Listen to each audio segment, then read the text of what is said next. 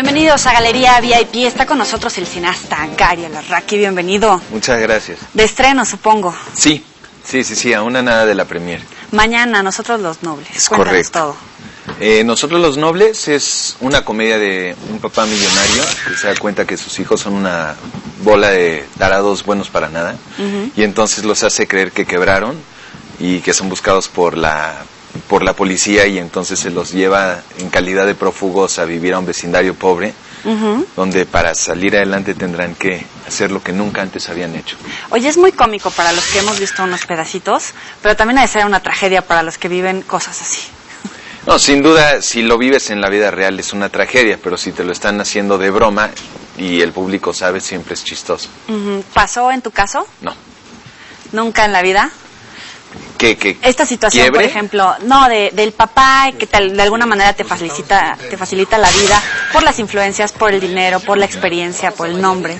Me lo impuse yo un poquito más que me lo hayan quitado. Ajá. Mi papá quería que yo me quedara a vivir ahí hasta que me case, y me decía, aquí te atendemos, aquí hay muchachas, aquí, ¿para qué te vas? Y yo sentía que me tenía que incomodar, sentía que tenía que, vivir a partir de lo que yo podía generar, y ya no quería que se me extendiera el ticket más.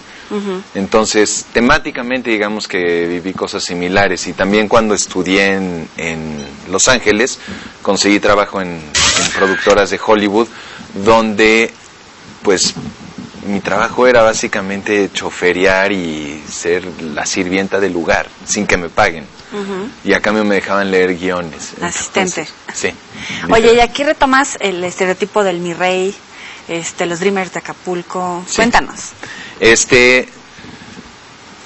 Ahorita creo de que es muy ingeniosa la nueva caricatura de la Elite. Y lo chistoso es de que la caricatura está más cerca de la realidad que de la exageración. Entonces, todo esto que ha sido la nueva moda de Mi Rey y Acapulco Dreamers, creo que cuando ya estaba por ahí del borrador 15, de 18 que se hicieron, fue cuando decidí meterle más estos tintes de verdad llevar la caricatura en esa dirección, que se me hace fresca y vigente. A ver, explícanos o danos algún ejemplo con alguno de los personajes para que la gente entienda de qué estamos hablando, de los que no están tan relacionados con el término de los Mi Rey, los Dreamers, etcétera. Ok, Acapulco Dreamers es un video que hizo La Gran Royal en internet. Y es un videoclip de estos dos juniors que tienen casa en Acapulco, y entonces la canción te va narrando un típico fin de semana en la vida de estos chicos, que va desde despertar en la casa, que los atienda la sirvienta, tienen mirada desde las brisas, se van a esquiar en el yate, luego se van montando a caballo y el guarro los persigue en traje de baño, y luego se arreglan, van al baby, no los dejan entrar, y eso de que traigo zapatos Louis Vuitton. O sea, es un videoclip súper chistoso, lo hizo Marcos Bucay y es un querido amigo, me cae muy bien, es muy talentoso, y entonces dije, ahí está como que más fresca la observación de qué en verdad es esta elite, que antes era algo que estaba cobrando forma y ahora ya se consagró, ¿no? El Acapulco Dreamer. Y luego hicieron otro video que era Quiero ir al antro, que también lo cantábamos en la oficina todo el día, se nos hizo. Yo ya salí de la universidad hace 15 años, entonces me reconectó un poquito con cuál es la crítica más actualizada. Esos son Acapulco Dreamers y Quiero ir al antro. Y de ahí es de donde empecé como que a tratar de poner más atención en verdad a qué tipo de caricatura íbamos a hacer de la clase alta. Empecé a abrir los ojos un poco más cuando iba a los centros comerciales de Poniente, empecé a fijarme qué cosas estaban saliendo en internet, y Mi Reybook fue otra fuente que se me hizo deliciosamente fresca. Actualizada al día. Sí, y entonces también empecé a tomar de ahí, particularmente para vestuario y caracterización. Mi directora de arte, le dije, pon atención a esto. Oye, y la propia locación de la casa del papá. Esa es una combinación de dos locaciones. El exterior está en la Colina del Perro, el interior es una casa en el Pedregal, y eso lo consiguió nuestro director de locaciones. Lo que queríamos era que cuando veas la caricatura o cuando veas una comedia, yo no quería aterrizarme tanto a específicamente la clase empresarial que triunfó en los 80s y se compró una casa en la Loma. No, yo quería casa rica, ¿cómo la pinta un niño? Y una casa pobre, ¿cómo la pinta un niño? Y el guión estaba escrito para que sea de las Lomas a Santa María la Ribera, y discutíamos si era en el Pedregal o las Lomas, y un día fue de que da igual, vamos a quitarle el nombre a la colonia y vamos a hacerlo lo más iconográfico posible para que la historia no se limite a México y sea lo más universal. Claro, porque esa situación le puede pasar a cualquier familia. En cualquier lugar del mundo. De hecho, es una temática constante. Hay un momento donde el papá le dice a su socio, brother, tengo que hacer esto porque si no, abuelo millonario, abuelo rico, padre millonario, nieto miserable. Y esa es una de las clásicas escaleras de cómo ascienden y descienden las fortunas en las familias, desde las dinastías chinas a los hindús. O sea, sí le buscaste el rollo socioeconómico en esta historia y buscaste reflejar eso. Es universal. El nieto nunca tiene la experiencia de irse a trabajar en metro. Nunca tiene la experiencia de quedarse trabajando como empleado, de llegar a pedir trabajo. De llegar a pedir trabajo, más bien ya les dan el trabajo. Y esas son las cosas que no se va pasando de generación en generación, que hacen que la escuela de trabajo del abuelo no llegue a la del nieto y en vez se vuelvan mimados y suaves la tercera generación. Ese era un poquito el tema universal donde creo que salta muy bien las fronteras. ¿Y qué tal el trabajo con Gonzalo Vega? ¿Se deja dirigir la experiencia? ¿Lo conocías además? Lo conocía, o sea, nos tocó encontrarnos unas 4 veces a lo largo de mi vida y era muy chistoso y creo de que las comedias son del comediante, no del director.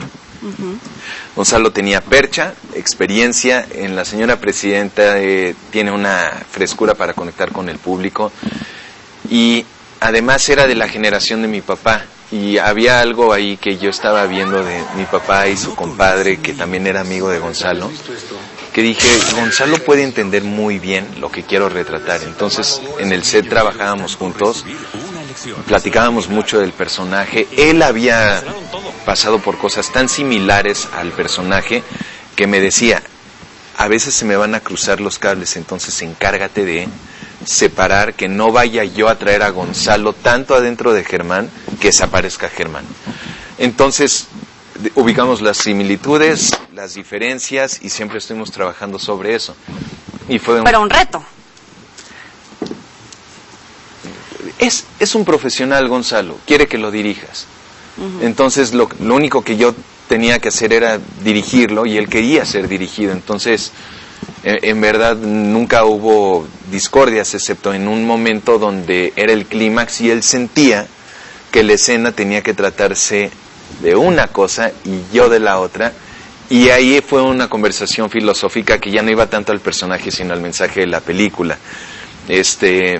Entonces acabamos filmando las dos y se editó algo que yo siento que puede caminar la línea fina de algo que lo deje a él contento y a mí también.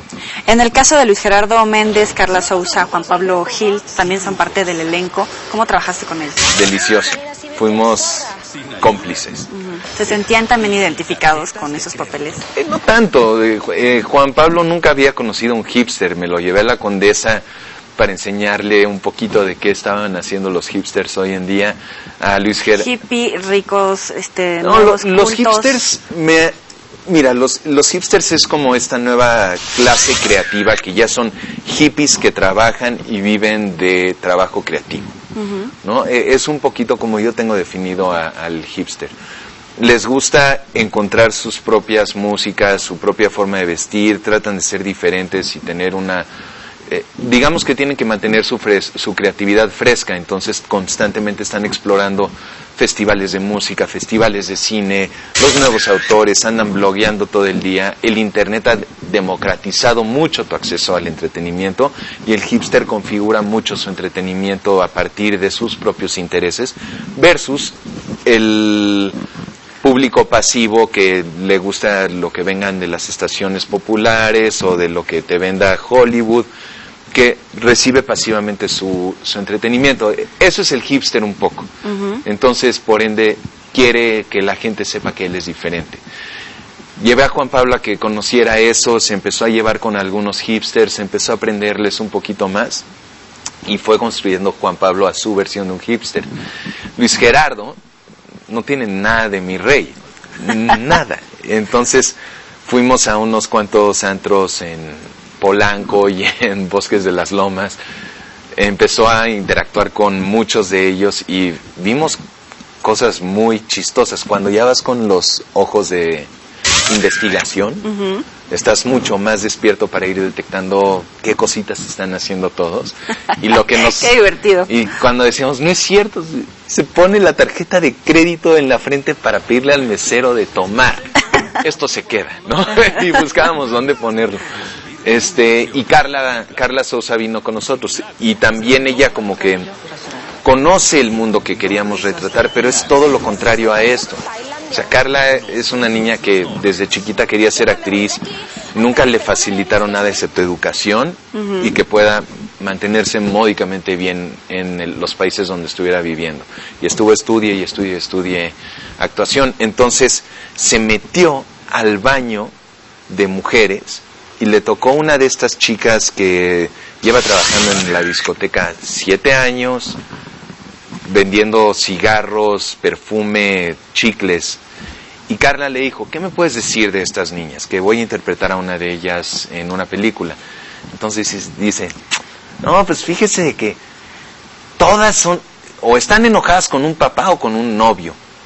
Siempre dicen que están gordas, nunca les gusta cómo se ven, les están mintiendo a los papás que se están quedando a dormir en casa de una amiga y acaban el patrón, ¿no? Acaban emborrachándose mucho y están muy tristes. Entonces como que cuando Carla salió de ahí nos pusimos a hablar un poquito más sobre lo que estaba en el guión, qué nos sirve de pistas para ir construyendo más a fondo. Y entonces así fue como fuimos dándole más cuerpo a los personajes, tuvimos chance de ensayar mucho, y en los ensayos, más que aprenderte las líneas, lo que quieres es sembrar diferentes ideas, diferentes caminos para que cuando llegues al set, a ver con cuál de todas te vas. Vamos a probar esta toma, vamos a probar esto. Esta línea de diálogo se me atora, cámbiala. Y así fue como la llevamos. Tu trayectoria en cortos, en comerciales, te ayudó bastante. Mucho, fueron gimnasios clave. En comerciales tuve oportunidad de trabajar bajo presión, tenía buenos presupuestos en ciertos comerciales y en otros nada de presupuesto. Entonces, solo creatividad. Sí, y tienes que sacarlo adelante, que la factura sea buena y de que todo se vea bien con nada de dinero o con mucho para que puedas probar un poquito de juguetes, de grúas, de helicóptero y esas cosas. Entonces te da un poquito de herramientas a la hora de decidir cómo vas a contar la historia. Ya sabes cuánto tiempo te va a tomar filmarla de X forma, montar la grúa tarda tanto. Los presupuestos, los tiempos. Empiezas a sensibilizarte a eso y entonces ya no eres tan irresponsable en el set, de tal forma de que vas a ir valorando el paquete completo de la película, en dónde vale la pena darle más tiempo y dinero, en dónde no, y sabes cómo va a repercutir en tu presupuesto y calendario. Oye, y en las redes sociales van a jugar un papel súper importante. ¿Dónde te podemos seguir la película, etcétera? Ya tenemos redes sociales de @Javi_Noble, @Bárbara_Noble, @Javi_Noble. El mío es @GazAlasraki. Nuestro hashtag es Sufro como Noble y Welcome to the Prole. Tenemos página de Facebook de Nosotros los Nobles y lo que en verdad estamos haciendo es mantener este humor andando en los medios sociales igual. Mañana pueden ver la película ya en los cines. Vamos a hacer una pequeña pausa y ahorita regresamos. No le cambien.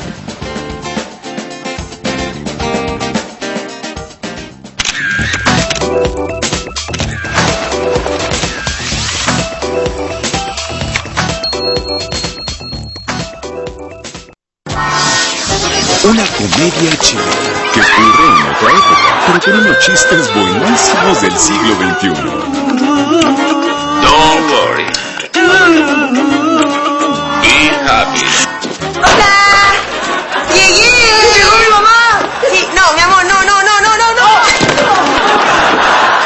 Colonia. Lunes a viernes, 18:30 horas. Todas las emociones. TVC. Se siente.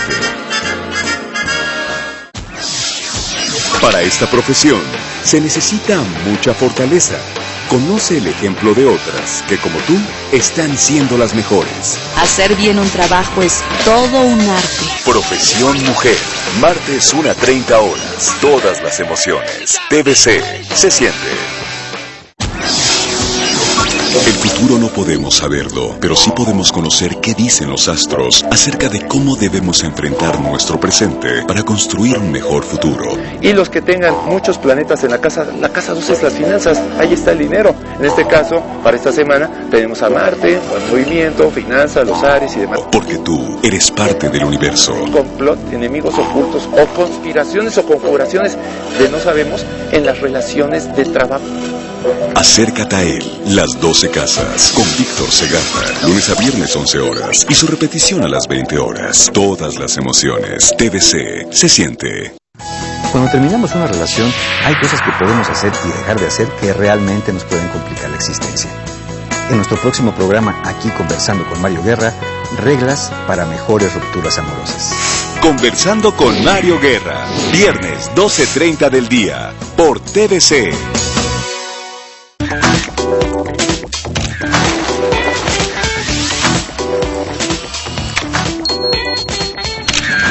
Seguimos con el director de Nosotros los Nobles, esta sátira reflexiva del mundo de los juniors, traída de la mano de su director Gary Alarraqui. Muchas gracias nuevamente por estar aquí con nosotros. Invita nuevamente a la gente a que apoye el cine mexicano. Más que apoyar al cine mexicano, que vengan a divertirse. No la hice para el cine mexicano, la hice para el público mexicano. Para mí lo más importante es que somos una sociedad que le gusta reírse. Y nuestro cine no está teniendo tanta comedia, entonces hice una comedia, traté de que sea lo más accesible para toda la familia. No hay prostitución, no hay narco, no hay pistolas, no hay muertes, no hay nada. No hay nada de lo que vemos de un lado de México, porque ese también es otro lado de México. Los grupos sociales que se están dando en muchos lugares de la Ciudad de México, en el oriente, en el poniente, incluso en el centro, y ahora esta parte de los juniors, que también se pueden ver reflejados. Claro, es una película que trata también de ser una carta de amor a México, a la Ciudad de México, enseñándote todo el contraste que coexiste en este pequeño microcosmos que se me hace fascinante. Nos vamos a divertir, pero hablemos de ti. Hiciste a los 21 años tu primer corto. Sí. Cuéntanos. Respeta las señales fue mi primer cortometraje que hice ya en 35 milímetros. A los 19 años me fui a estudiar a Nueva York, un verano. Nos daban chance de hacer cortometrajes chiquitos ahí con cámaras de 16 milímetros en blanco y negro, sin sonido directo. Este fue mi primer cortometraje en cine, con sonido directo, a color. Y mi idea era continuar un poquito con lo que estábamos haciendo en la escuela de Nueva York. Michel Franco también había estudiado en Nueva York. Y los dos teníamos esta escuelita de que nada más necesitas una cámara y 4 amigos para contar una historia, no se necesita más. Yo ya había ayudado a Michel con unos cortos, entonces él esta vez fotografió el mío. Y típico a como siempre se ha dado la conversación entre él y yo hice un corto súper entretenido, ligero, que no trataba de profundizar en las complejidades de la sociedad, sino hacer algo un poco más parecido a Volver el Futuro, cosas más mágicas de ese estilo. Se trata de un policía que se enamora de una chica que paró por pasarse un semáforo, pero de repente la patrulla del policía cobra algo de vida. La patrulla cobra algo de vida, los pone a los dos muy nerviosos, y cuando el policía se mete a la patrulla, la patrulla cierra la puerta y se arranca persiguiendo a la chava que se echó a correr en el coche asustada de lo que estaba pasando, y de repente el coche de la chava cobra vida y ninguno de los dos puede manejar sus coches hasta que llegan a un semáforo donde parecía que iban a chocar y se empiezan a tirar la onda los coches. sintonizan la misma estación de radio, hay una canción de amor, se abren las puertas y el policía y la chava no saben qué pasó, pero se salen de los coches y como que nada más ven a los coches alejarse lentamente con las puertitas abiertas, ¿no? Estuvo simpático, tuvo su círculo, empezó a circular por festivales, nos patrocinaron que lo pongamos en varias copias en cines porque la marca del coche dijo, esto está padre para mi marca, entonces lo pusieron antes de varias películas en los cines. Tienes ahí, Ángel, con Volver también lograste atraer la atención de otro director que te llevó a una nueva esfera. Con Volver no fue tanto el director, ya logré empezar a trabajar con actores de mayor nombre, Tony Dalton, Marta Gareda, Jaime Camil, y la escribí como parte de un proyecto de cortos que queríamos venderle a una compañía de coches para que empiecen a hacer esto como lo de los BMW Films, pero tratar de hacer nosotros nuestra versión mexicana de eso. No se acabó haciendo el proyecto, pero el guión me gustó mucho y entonces cuando leyeron los diferentes actores este guión, yo ya llevaba 2 años dirigiendo comerciales, ya habían más personas con las que trabajaba yo en comerciales a los que les dije, ayúdame con el lowboy, ayúdame con la cámara, vente a hacer el sonido, ayúdame con el revelado, y todo el mundo aportó cosas en especie para ese cortometraje. Entonces me ayudó a estar haciendo comerciales para poder financiar la producción de este comercial este cortometraje con puro intercambio. Ese corto empezó ahora sí entrar a Guadalajara, Morelia, empezó que ya eran festivales un poquito más grandes y de ahí hicimos me eché como no sé cuántos DVDs, los mandé a todos los festivales del mundo, y no sirvió de nada. Ay, tu cara. Ajá. Pero Guillermo Arriaga lo vio, el cortometraje, le gustaba los diálogos, le gustaba que la cámara siempre estuvo haciendo lo mismo, que tampoco estuve tratando de exagerar como director, y entonces me invitó a concursar por un cortometraje que él no podía dirigir, pero que tenía la historia le estaban ofreciendo de parte de un portal de internet que él hiciera un corto. Entonces me dijo, compite, si te lo ganas, tú puedes dirigir un corto que escribí yo. Y yo así de... Claro. Okay. ¿Dónde empiezas? ¿A quién mato para poder hacer esto? ¿No? Entonces, como si fuera un comercial, storyboards, música, referencias visuales. Nos recibió en su casa a los candidatos y me quedé yo con el corto, y eso estuvo muy emocionante. Trabajé con Chema Yaspic, Ileana Fox, filmamos 4 días en la carretera. Ahora, además, ya llevaba yo otros 4 años desde el corto anterior, ya tenía más tiempo dirigiendo en sets, ya podía conseguir más equipo con el dinero que nos estaban dando. Otra vez todo el mundo aportó muchas cosas en especie, pero ya fueron 4 días en el desierto. La hora cero. La hora cero. ¿Ya estuvo en el Festival de Tribeca? Exacto, ahí debutó, quedó como finalista. New York Times lo quería poner entre su selección de 5 cortos favoritos, pero el portal que pagó la producción dijo, no, pues lo pagué para estrenarlo yo, no lo vas a estrenar tú en tu portal. Entonces, bien posicionada a nivel Latinoamérica. Sí, ya era parte de 4 cortometrajes de Brasil, Colombia, México y Argentina. Y el proyecto eran estos 4 cortos que estaban promoviendo las bellezas de sus países a nivel naturaleza. Y el mío fue el único que entró a Tribeca, ¿no? Entonces, eso me dejó conocer a los Weinstein, me ofrecieron tratar de dar mi visión de cómo yo adaptaría una película francesa a Estados Unidos. Estaba empezando ahí a vivir la experiencia, ya habían agentes que se acercaban para ver si yo quería hacer cosas, pero me dijeron, mejor haz tu película y con eso te podemos conseguir trabajo acá de mejor calibre, porque si no ahorita lo que te conseguiríamos pueden ser cosas que ni te interesarían hacer. Y ahora estás con Warner, pero se te pueden abrir muchas otras puertas. Sí, sin duda. Warner es nuestra distribuidora, son unos socios espectaculares para lanzar la película. La están haciendo que se sienta como yo siempre me la imaginé, que no es como que, ay, ven a apoyar el cine mexicano, es más bien, estamos haciendo cine universal en español, ¿no? Que es en verdad un poquito lo que yo quería hacer, y Warner lo entendió como tal y lo está impulsando como tal. ¿Y cómo se ve la producción mexicana de cine desde el extranjero en esta posición en la que tú estás, que es privilegiada y que es otro tipo de cine mexicano? No entendí la pregunta.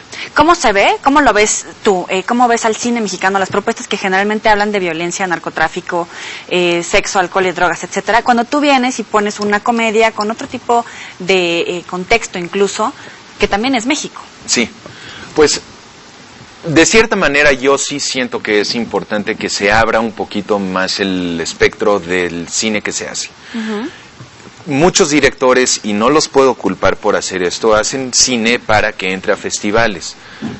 Cannes, en esencia, todo el cine que está recibiendo es el que más tristeza y dolor y sufrimiento represente, porque es un cine que los estudios no apoyan.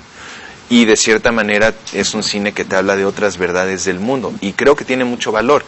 El problema es que los directores mexicanos están constantemente tratándose de ganar esas entradas a los festivales con películas que por consecuencia pues representan un México más triste y más desesperanzador, que siento que ya es suficiente de eso. Entonces yo tuve que de cierta manera sacrificar mis derechos de festival a la hora de hacer una comedia. Las comedias no reciben respeto en los festivales a menos que sean de autores ya como los Coen o Woody Allen, ¿no?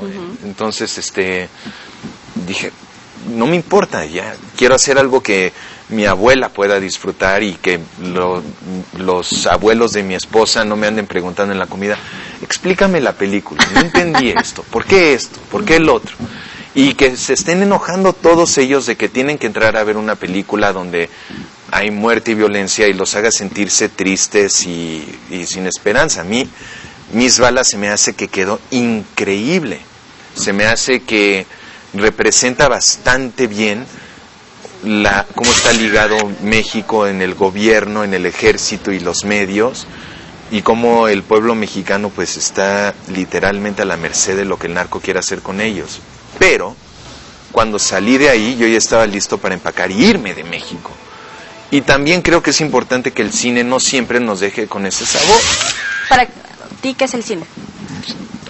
Para mí el cine es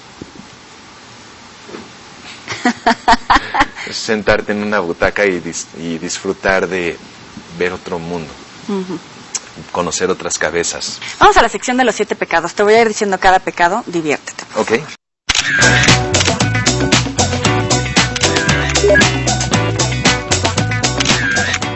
Avaricia.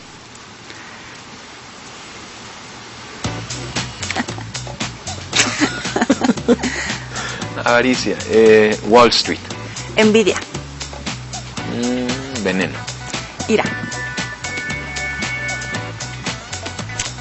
Debilidad. Gula. Divertida. Lujuria. Muy divertida. Pereza. No deja nada bueno. Soberbia. Tu caída. Muchas gracias por estar aquí. Tu papá estuvo con nosotros cuando estábamos apenas pensando en este proyecto. Mándale saludos y muchas gracias tú claro también que sí, gracias por engalanar a ti. Galería Baby. Mil gracias. Dile a la gente que vaya a ver tu película. Vengan a ver Nosotros los Nobles. Se van a reír mucho, se la van a pasar muy bien. Les prometo que no se van a desilusionar. Ahí nos vemos en las butacas. Pásenla bien y escríbanos su opinión.